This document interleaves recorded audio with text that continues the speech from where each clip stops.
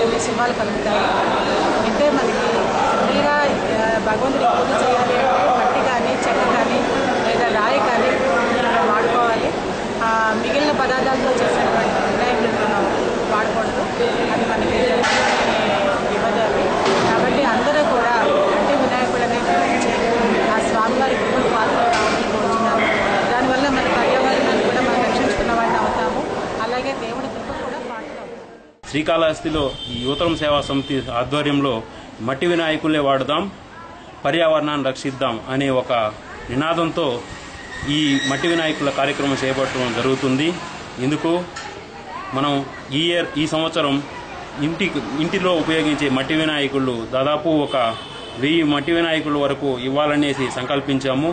అందుకు ఆ మట్టి వినాయకులతో పాటు వృక్షో రక్షతి రక్షతి అని మొక్కలు నాటాలి. మనం అందరం ఈ వినాయక చవితికి మొక్కలు నాటామంటే వచ్చే సంవత్సరం వినాయక చవితికి గుర్తుగా మన వినాయక చవితికి నాటాము. గణనాథుని మట్టి విగ్రహం